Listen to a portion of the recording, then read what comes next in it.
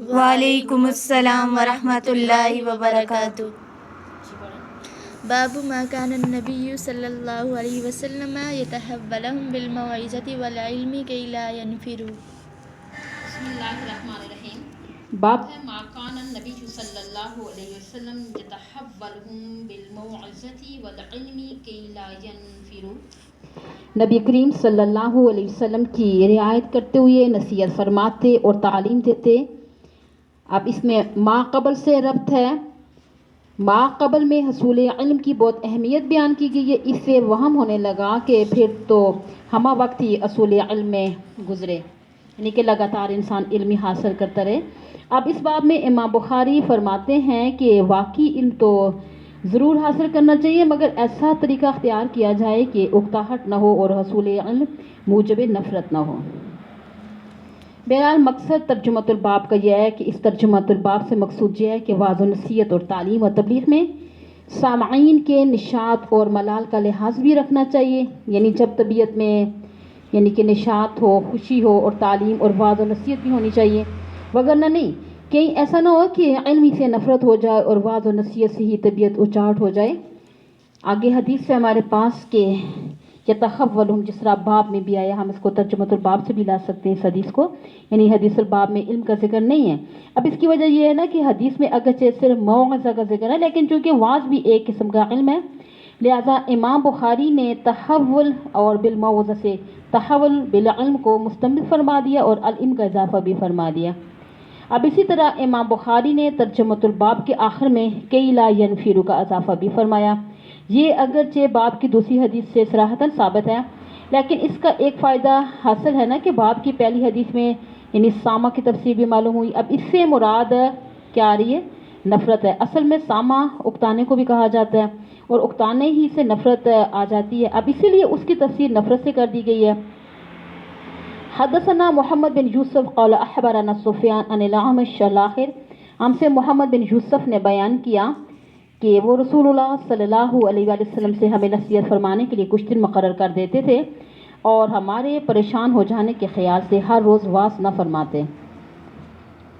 تشریح اس حدیث کی یہ ہے کہ اسلام دین فطرت ہے، اس لیے اس دین کے لیے ایسے اصول وضع کیے گئے ہیں جو انسانی فطرت پر بوجھ نہیں ہو سکتے، یعنی ان اصولوں میں خاص طور پہ رسول اللہ صلی اللہ علیہ وسلم نے یہ اصول مقرر فرما دیا، یعنی دین کے کسی مسئلے میں وہ پہلو اختیار نہ کیا جائے کہ جس سے لوگ یعنی کسی تنگی میں مبتلا ہو جائیں۔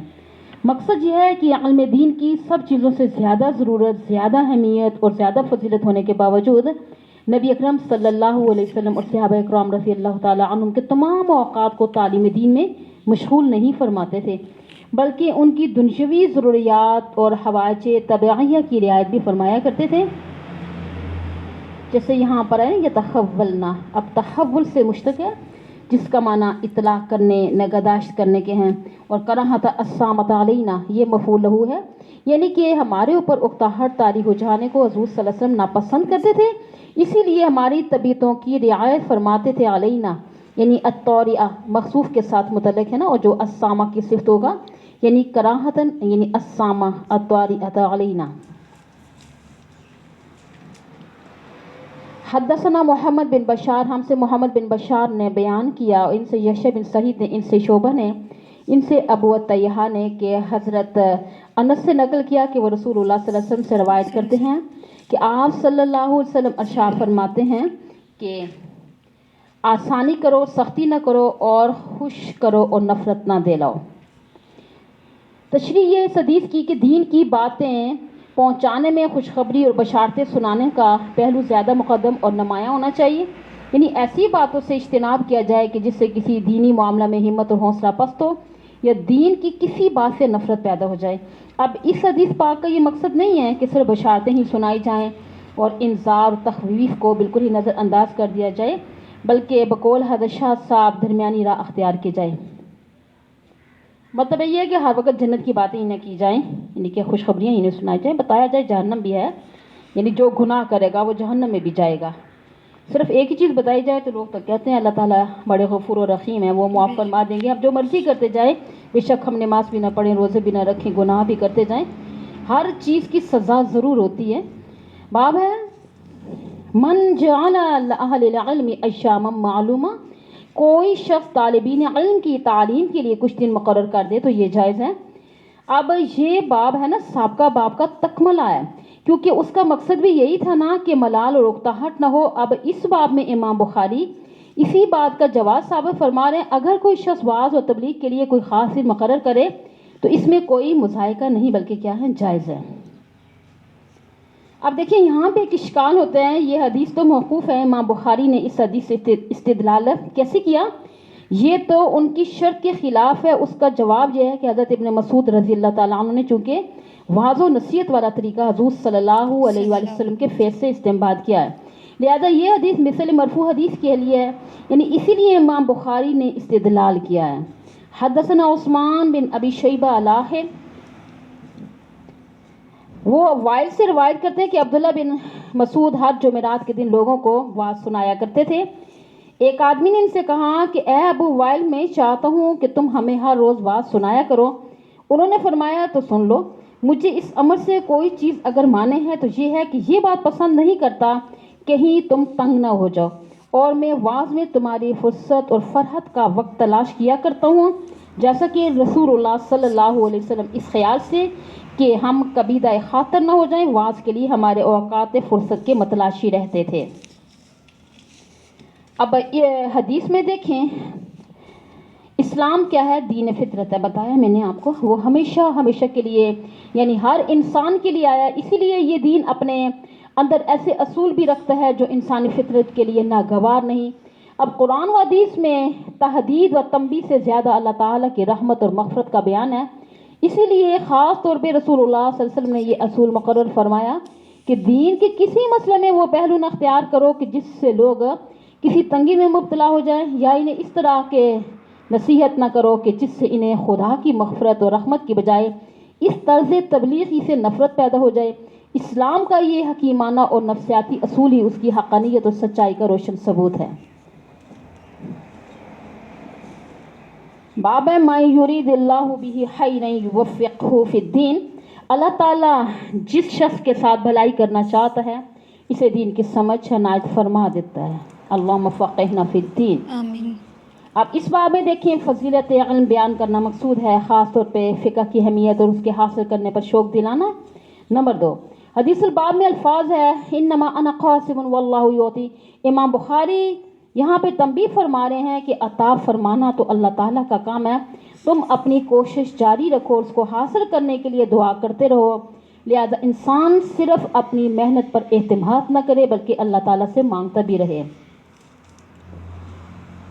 حدثنا سعید بن حفیر الاخر، میں نے رسول اللہ صلی اللہ علیہ وآلہ وسلم کو یہ فرماتے سنا کہ جس شخص کے ساتھ اللہ تعالیٰ بھلائی کا ارادہ کرتے ہیں اسے دین کی سمجھ عنایت فرما دیتے ہیں، اور میں تقسیم کرنے والا ہوں، دینے والا تو اللہ ہی ہے، اور یہ امت ہمیشہ اللہ کے حکم پر قائم رہے گی۔ جو شخص ان کی مخالفت کرے گا انہیں نقصان نہیں پہنچا سکے گا یہاں تک کہ اللہ کا حکم قیامت آ جائے۔ اب اس میں راوی ہیں ہمارے پاس صحابی حضرت معاویہ رضی اللہ تعالیٰ عنہ کے مختصر حالات، بہت دل کرتے ہیں ان کے ڈیٹیل سے بتانے کا، لیکن سبق ہے۔ حضرت معاویہ رضی اللہ تعالیٰ جو تھے حضور صلی اللہ علیہ وسلم کے ساتھ قرابت کا تعلق کے ساتھ بھی تھے، اور وحی کاتب وحی ہونے کا شرف بھی انہیں حاصل ہے، اور آپ صلی اللہ علیہ وسلم نے حضرت معاویہ رضی اللہ تعالیٰ کے بارے میں فرمایا اللہم علم الکتاب والحساب، تو یعنی کہ ایک اشعار میں فرمایا نا کہ حضرت معاویہ رضی اللہ تعالیٰ کے بارے میں اللہم اجعل ہادیا مہدیشا، اور وحد بھی حضرت عمر رضی اللہ تعالیٰ کے زمانے میں شام کے گورنر بنے تھے، پھر حضرت عثمان رضی اللہ تعالیٰ نے بھی انہیں اسی عہدے پر برقرار بھی رکھا تھا، اور حضرت سعد بن ابی وقاص رضی اللہ تعالیٰ عنہ فرماتے ہیں ما رأیت احدا بعد عثمان اقصى بحق صاحب هذا الباب، یعنی معاویہ رضی اللہ تعالیٰ عنہ، یعنی حضرت معاویہ رضی اللہ تعالیٰ عنہ سے 130 احادیث مروی ہیں۔ بہرحال مذکورہ حدیث میں تشریح بتا رہی ہوں کہ علم فقہ کو بہت زیادہ اہمیت و فضیلت دی گئی، اور اس کو گویا خیر عظیم بھی فرمایا گیا، کیونکہ اللہ تعالیٰ کی طرف سے خیر حاصل ہونے کے اور بھی بہت ذرائع ہیں، پس جہاں خیرن میں تنوین کو تعظیم کے لیے سمجھنا زیادہ بہتر ہے۔ حدیث میں دوسری بات یہ ارشاد فرمائے گی کہ حق تعالیٰ علوم شریعت عطا فرماتے ہیں، اور ان کو تقسیم میں کرتا ہوں۔ ظاہر ہے کہ حضور صلی اللہ علیہ وسلم تمام علوم و کمالات کے جامع تھے اور آپ صلی اللہ علیہ وسلم کے ذریعے ہی تمام امور خیر اور علوم کمالات کے تقسیم عمل میں آئی۔ پھر تیسرے جملے میں یہ ارشاد فرمایا جو علوم نبوت میں تم کو دے کر جاؤں گا وہ اس امت میں قیامت قائم ہونے تک باقی رہیں گے، یعنی جس کی صورت جو ہے کہ ایک ایسی جماعت حق کا ہمیشہ باقی رہے گی جو حق کی آواز بلند کرے گی، اور اس جماعت کو رائے حق سے ہٹانے کی کوئی بڑی سے بڑی مخالفت بھی کامیاب نہیں ہوگی۔ یعنی کہ جب تک مسلمان دنیا میں باقی رہیں گے یہ جماعت بھی باقی رہے گی جو حق و صداقت کا علم بلند رکھے گی۔ وہ کون سی جماعت ہوگی؟ امام بخاری رحمہ اللہ تعالیٰ فرماتے ہیں وہ اہل العلم، کیا اہل علم، یعنی امام احمد بن حنبل اور قاضی ایاز کے نزدیک وہ اہل السنہ کی جماعت ہوگی، اور بعض روایات سے معلوم ہوتا ہے اس سے مجاہدین کی جماعت بھی مراد ہے۔ باب ہے الفہم فی العلم، علم کی باتیں دریافت کرنے میں سمجھداری سے کام لینا۔ گزشتہ باب میں تھا نا کہ عطا فرمانے والی ذات صرف اللہ تعالیٰ کی ہے۔ حضرت شیخ الہند رحمۃ اللہ علیہ فرماتے ہیں یہاں سے امام بخاری رحمۃ اللہ علیہ یہ بیان کرنا چاہتے ہیں نا اگرچہ سب کچھ تو اللہ تعالیٰ سے عطا ہوتا ہے لیکن صرف یہی نہ سوچو بلکہ خود بھی محنت کرو، کوشش کرو، فہم سے کام بھی لینا ضروری ہے۔ اور تو یہ گویا یہ باب گزشتہ باب کا تتمہ اور تکملہ بھی ہو سکتا ہے۔ بہرحال بعض شارحین فرماتے ہیں اس باب سے فہم علم کی ترغیب بیان کرنے مقصود ہے، اور اس بات پہ ترغیب دینا ہے کہ طالب علم کو مطالعہ کرنا چاہیے تاکہ فہم علم حاصل ہو جائے۔ حدثنا علی حدثنا سفیان الآخر، ہم سے علی ابن مدانی نے بیان کہ ان سے سفیان نے ان سے الآخر کرتی ہوں، یہاں سے آگے چلتے ہیں، کہ میں عبداللہ بن عمر رضی اللہ تعالیٰ کے ساتھ مدینے تک رہا اور میں نے اس یعنی کہ حدیث کے سوا ان سے رسول اللہ صلی اللہ علیہ وسلم کی کوئی حدیث نہیں سنی۔ وہ کہتے تھے کہ ہم رسول اللہ صلی اللہ علیہ وسلم کی خدمت میں حاضر تھے اور آپ کے پاس کھجور کا ایک گھاب لایا گیا۔ اسے دیکھ کر آپ صلی اللہ علیہ وسلم نے فرمایا کہ درختوں میں سے ایک ایسا درخت ہے اس کی مثال مسلمان کی طرح ہے۔ ابن مسعود کہتے ہیں یہ سن کر میں نے ارادہ کیا کہ عرض کروں کہ وہ درخت کھجور کا ہے، مگر چونکہ میں سب سے چھوٹا تھا اس لیے خاموش رہا۔ پھر رسول اللہ صلی اللہ علیہ وسلم نے فرمایا وہ کھجور کا درخت ہے۔ تشریح چلتے ہیں اس کی، یعنی اس کی تشریح تو میں نے پیچھے آپ کو بتا دی تھی، ٹھیک ہے نا، یاد ہے نا؟ تو یہاں مزید چند ایک باتیں قابل ذکر ہیں جو میں بتا رہی ہوں کہ حضرت مجاہد رحمۃ اللہ علیہ فرماتے ہیں نا کہ میں مدینہ طیبہ تک حضرت ابن عمر رضی اللہ تعالیٰ کا رفیق سفر رہا، اس طویل سفر میں ان سے صرف ایک حدیث سنی۔ اب اس کی وجہ یہ نا کہ حضرت ابن عمر رضی اللہ تعالیٰ زیادہ حدیثیں بیان کرنے سے اجتناب کرتے تھے، ٹھیک ہے، اور یہی طریقہ ان کے والد معظم حضرت عمر رضی اللہ تعالیٰ عنہ کا بھی تھا۔ اس کی وجہ غایت تقوی اور احتیاط تھی، اچھا، اور حدیث رسول بیان کرنے میں کہیں کوئی کمی زیادتی نہ ہو جائے۔ تاہم حضرت ابن عمر رضی اللہ تعالیٰ عنہ کو مقصرین میں شمار کیا گیا ہے۔ اس کی وجہ یہ ہے وہ خود تو حت الوسیع یعنی کہ بیان حدیث سے بچنا چاہتے تھے، مگر لوگ ان سے بکثرت سوال کرتے تھے تو جواب میں مجبوراً احادیث بیان کرتے تھے۔ اور حدیث میں آتا ہے نا کہ جمار کا لفظ آتا ہے، جمار جو ہے نا یہ جامور کھجور کے درخت کے گودے کو کہتے ہیں جو چربی کی طرح سفید ہوتا ہے، شاید اسی لیے اس کو شحم النحل بھی کہا جاتا ہے۔ باب ہے الاحتباط فی العلم والحکمہ، علم اور حکمت میں رشک کرنا۔ وقال عمر، یعنی عمر رضی اللہ تعالیٰ کا ارشاد ہے کہ قائد بننے سے پہلے فقیہ بنو، یعنی دین کا علم حاصل کرو۔ اور ابو عبداللہ یعنی کون؟ امام بخاری رحمۃ اللہ علیہ کہتے ہیں قائد بنائے جانے کے بعد بھی علم حاصل کرو کیونکہ رسول اللہ صلی اللہ علیہ وسلم کے اصحاب نے بڑھاپے میں بھی دین سیکھا۔ اب اس باب میں امام بخاری رحمۃ اللہ علیہ یہ بتانا چاہتے ہیں، میں مقصد ترجمۃ الباب بتا رہی ہوں، اچھا، علم و حکمت قابل رشک چیزیں ہیں، ٹھیک ہے، لہٰذا ان میں غبطہ کرنا جائز ہے۔ ترجمۃ الباب میں امام بخاری رحمۃ اللہ علیہ نے علم و حکمت دونوں کا ذکر کیا ہے، جبکہ حدیث الباب میں صرف حکمت کا ذکر آیا، تو یہ دونوں اگر مترادف ہوں تو پھر عاطف تفسیری ہے، اور یہ بتانا مقصود ہے کہ حدیث میں حکمت سے مراد علم ہے۔ اگر دونوں کے درمیان فرق کیا جائے تو یہ عطف الخاص علی العام کے قبیل سے ہوگا، اس سے یہ اشارہ مقصود ہوگا حکمت کا اصول علم کے حصول پر موقوف ہے۔ معانی حکمت جو ہے علم کے معانی و حقیقت سے آپ تو اچھی طرح واقف ہیں، بتایا بھی ہے میں نے آپ کو کہ حکمت کا درجہ اس سے اوپر ہے۔ حضرت شاہ صاحب فرماتے ہیں کہ بحر محیط میں کہ حکمت کے 24 معانی بیان کیے ہیں۔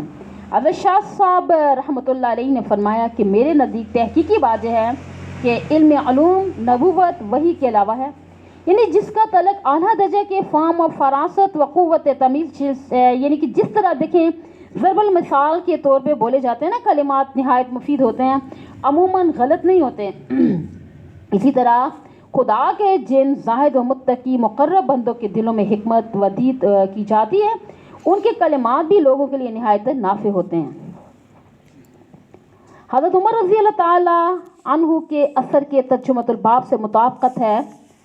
ابن المنیر رحمۃ اللہ علیہ فرماتے ہیں اس اثر میں سیادت سرداری کو ثمرات علم سے قرار دیا گیا ہے اور طالب علم سے کہا گیا ہے کہ وہ درجہ سیادت تک پہنچنے سے پہلے زیادہ سے زیادہ علم حاصل کریں تاکہ استحقاق سیادت ثابت ہو جو سبب اختباط ہو۔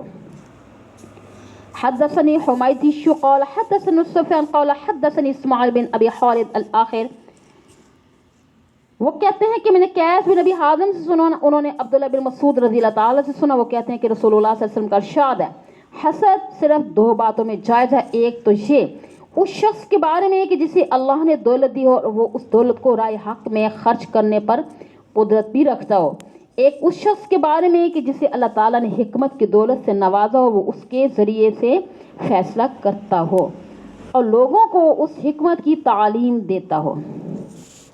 تشریح دیکھتے ہیں۔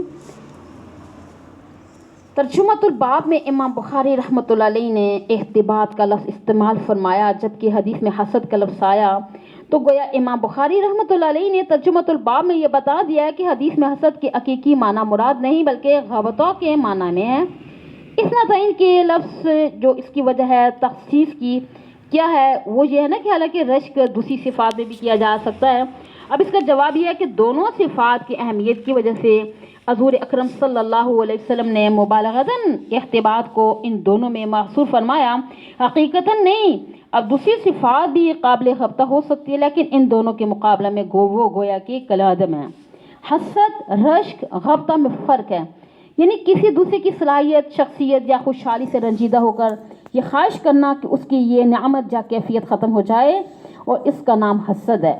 لیکن کبھی کبھی حسد سے مراد جو ہوتا ہے نا کہ آدمی دوسرے کو دیکھ کے صرف یہ چاہے کہ کاش کہ میں بھی ایسا ہوتا اور مجھے بھی ایسی نعمت مل جاتی، اس کو کیا کہتے ہیں؟ رشک ہے، یعنی اس کی برقرار رہے، جو اس کے پاس نعمت ہے نا اس کی برقرار ہے، مجھے بھی اللہ تعالیٰ دے دے، اس کو کیا کہتے ہیں؟ رشک کہتے ہیں۔ یہ جائز ہے، یعنی کسی دوسرے آدمی کو بہتر حال میں دیکھ کر اس کی یعنی کہ نقل اتارنا، یعنی کہ وہ اس جیسا بننے کو حریص ہو، یعنی اس کو غبطہ کہتے ہیں۔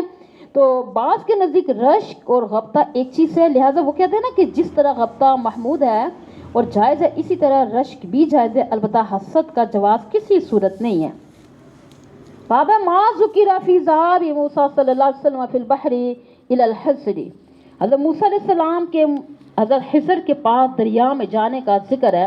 وقول تعالی هل اتبعک علی ان تعلمنی مما علمت رشدا، اللہ تعالیٰ کا ارشاد حضرت موسیٰ کا قول ہے کیا میں تمہارے ساتھ چلوں اس شرط پہ کہ تم مجھے اپنے علم سے کچھ سکھاؤ۔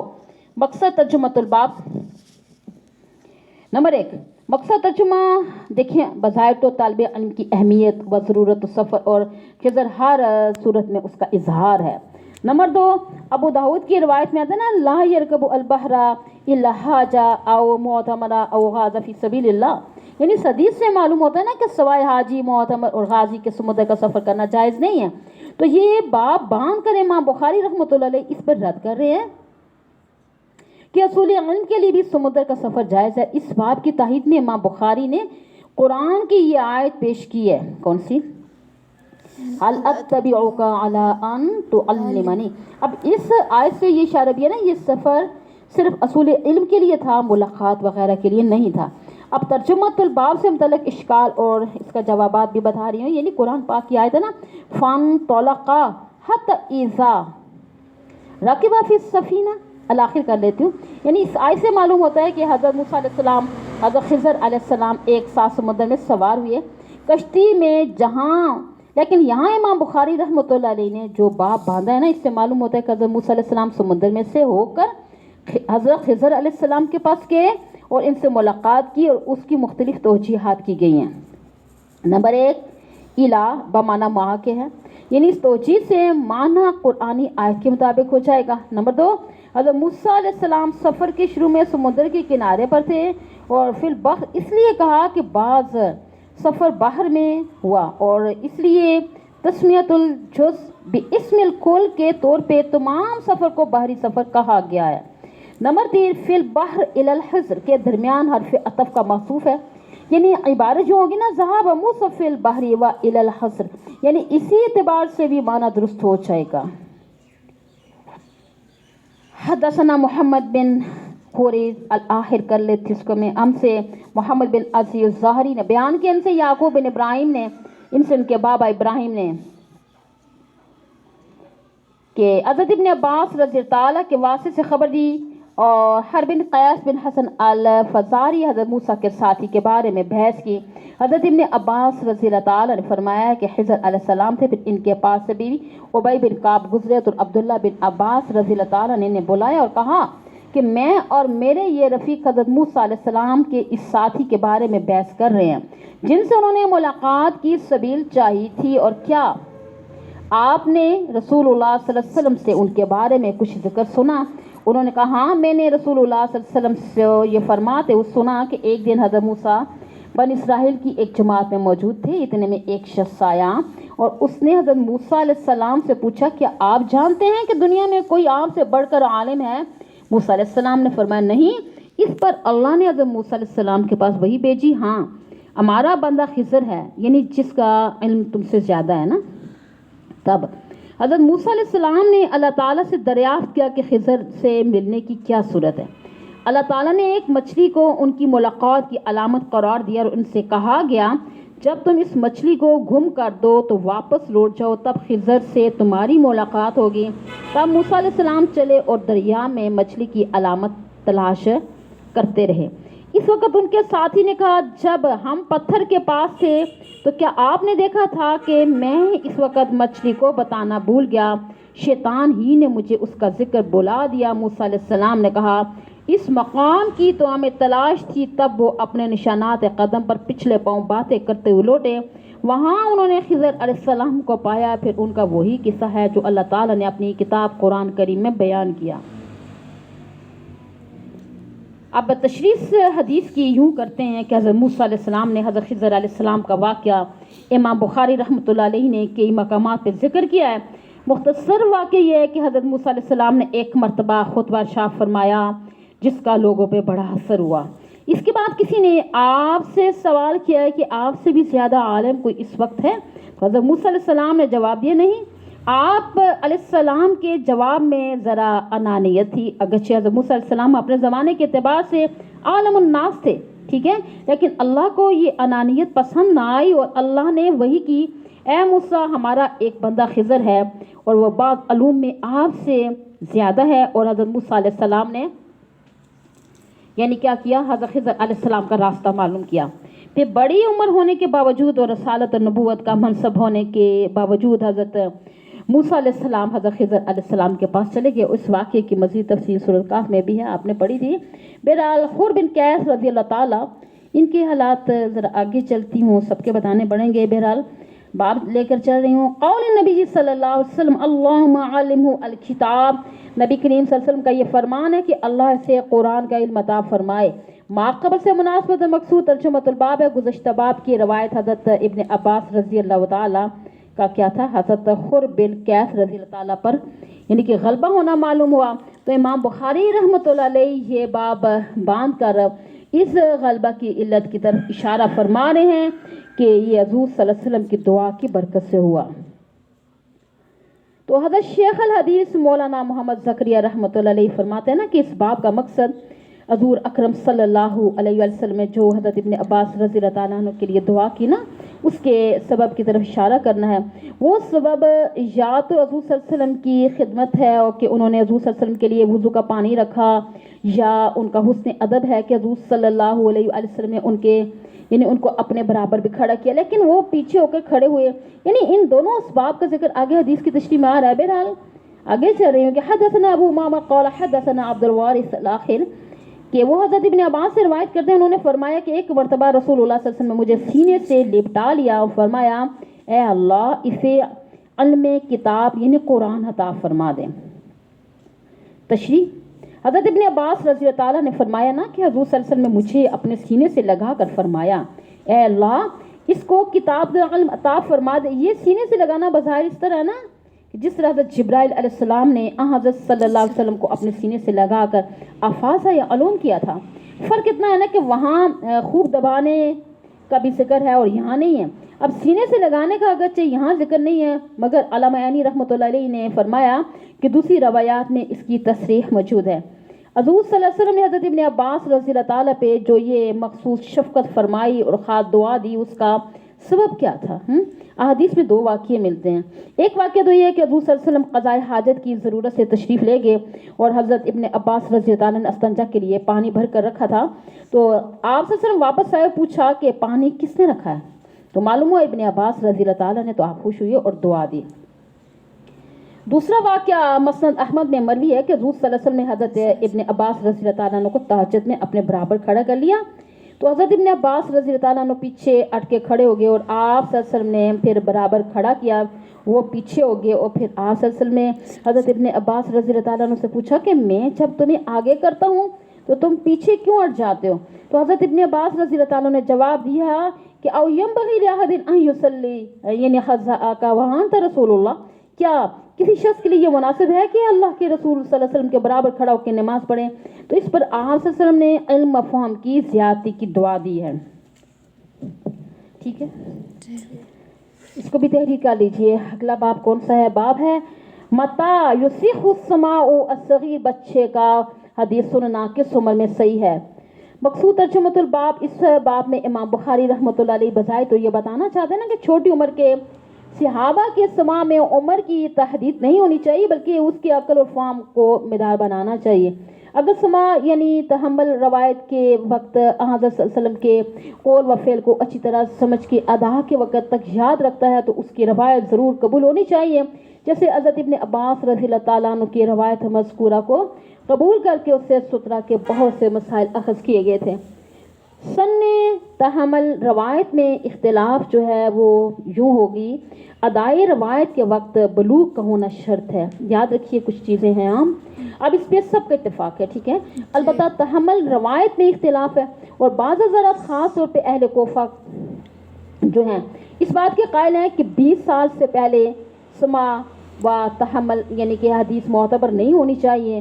امام یخشا بن معین رحمۃ اللہ علیہ فرماتے ہیں کہ سن تحمل حدیث کیا ہے 15 سال ہے. امام یزید بن ہارون رحمۃ اللہ علیہ فرماتے ہیں کہ 13 سال کی تحدید ہے اور بخاری کی روایت سے معلوم ہوتا ہے کہ سن تحمل 5 سال ہے, جبکہ محدثین کی ایک جماعت کہتی ہے کہ 7 سال کے بچے کا تحمل قبول ہوگا. یہی وجہ ہے کہ امر بالصلاۃ 7 سال کی عمر میں فرمایا.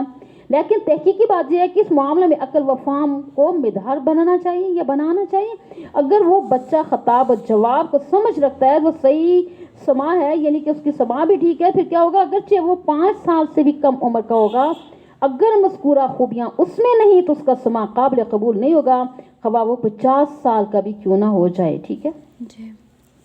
حدثنا اسماعیل بن ابی اویس الآخر رسول اللہ صلی اللہ علیہ وسلم, میں ذرا پیچھے لے کے جا رہی ہوں.